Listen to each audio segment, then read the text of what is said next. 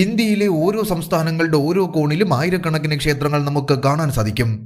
പുരാതന ഇന്ത്യയിലെ ക്ഷേത്രങ്ങൾ മുതൽ സമീപകാല ചരിത്രങ്ങളിലെ ക്ഷേത്രങ്ങൾ ഉൾപ്പെടെ ഇന്ത്യയുടെ അതിരുകൾക്കുള്ളിൽ വ്യത്യസ്ത തരം ക്ഷേത്രങ്ങൾ നമുക്ക് കാണാൻ സാധിക്കുന്നു.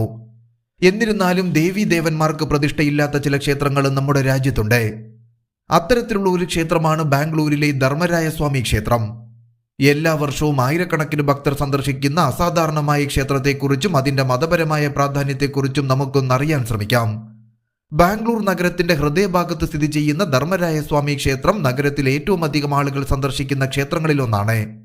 എല്ലാ വർഷവും ആയിരക്കണക്കിന് ഹിന്ദു ഭക്തർ ഇവിടെ എത്തുന്നു. പ്രത്യേകിച്ച് ഏറ്റവും പഴയ ഉത്സവങ്ങളിലൊന്നാണെന്ന് വിശ്വസിക്കപ്പെടുന്ന ബാംഗ്ലൂർ കരക ഉത്സവ സമയത്ത് ഇതിഹാസമായ മഹാഭാരതത്തിലെ പ്രധാന കഥാപാത്രമായ പാണ്ഡവർക്ക് സമർപ്പിച്ചിരിക്കുന്ന ധർമ്മരായ സ്വാമി ക്ഷേത്രമാണ് പാണ്ഡവരെയും അവരുടെ ഭാര്യയായ ദ്രൗപദിയെയും ബഹുമാനിക്കുന്ന ഇന്ത്യയിലെ ഏക ക്ഷേത്രം. ഈ ക്ഷേത്രം ഹിന്ദു വാസ്തുവിദ്യാ ശൈലിയിലാണ് നിർമ്മിച്ചിരിക്കുന്നത് എന്നതിനാൽ പുരാണ കാലഘട്ടവുമായി ബന്ധപ്പെട്ട സ്ഥലങ്ങൾ പരിവേഷണം ചെയ്യാൻ ഇഷ്ടപ്പെടുന്നവർക്ക് ഈ ക്ഷേത്രം ഒരു അത്ഭുതമായി മാറുന്നു. വിജയനഗര സാമ്രാജ്യത്തിലെ പ്രമുഖ വാസ്തുവിദ്യാ ശൈലിക്ക് പുറമെ പടിഞ്ഞാറൻ ഗംഗ, പല്ലവ രാജവംശങ്ങൾ എന്നിവയുടെ വാസ്തുവിദ്യാ ശൈലിയിൽ നിന്നും പ്രചോദനം ഉൾക്കൊണ്ടാണ് ഈ ക്ഷേത്രം നിർമ്മിച്ചിരിക്കുന്നത് എന്ന പ്രത്യേകതയുമുണ്ട്.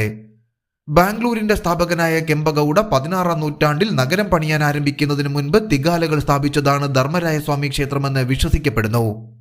അതിനാൽ തന്നെ ഈ ക്ഷേത്രത്തെ കേന്ദ്രമാക്കിയാണ് ബാംഗ്ലൂർ നഗരം മുഴുവനായും പണിതത് എന്നും പറയപ്പെടുന്നു.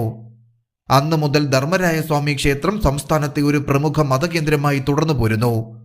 സംസ്ഥാനത്തെ ഏറ്റവും പഴക്കമുള്ള ഉത്സവങ്ങളിൽ ഒന്നാണ് ഈ ക്ഷേത്രത്തിൽ നടത്തപ്പെടുന്ന കരക ഉത്സവം. ഈ ഉത്സവം ക്ഷേത്രത്തിന് പുറത്തുള്ള തെരുവുകളിൽ നർത്തകരുടെയും സംഗീതജ്ഞരുടെയും മഹത്തായ പ്രകടനങ്ങളാൽ ആഘോഷിക്കപ്പെടുന്നു. പാണ്ഡവരുടെ പത്നിയായ ദ്രൗപദിയെ ആദരിക്കുന്നതിനും സ്ത്രീകളുടെ ശക്തിയെ സൂചിപ്പിക്കുന്നതിനുമായി ഈ ഉത്സവം ആഘോഷിക്കപ്പെടുന്നു.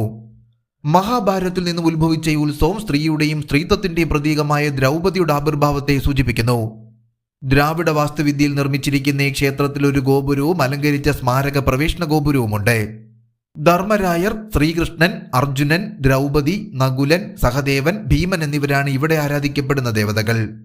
വർഷം മുഴുവനും മിതമായ കാലാവസ്ഥയാണ് ബാംഗ്ലൂരിൽ അനുഭവപ്പെടുന്നത് എന്നതിനാൽ വർഷത്തിൽ എപ്പോൾ വേണമെങ്കിലും ധർമ്മരായ സ്വാമി ക്ഷേത്രം സന്ദർശിക്കാവുന്നതാണ്.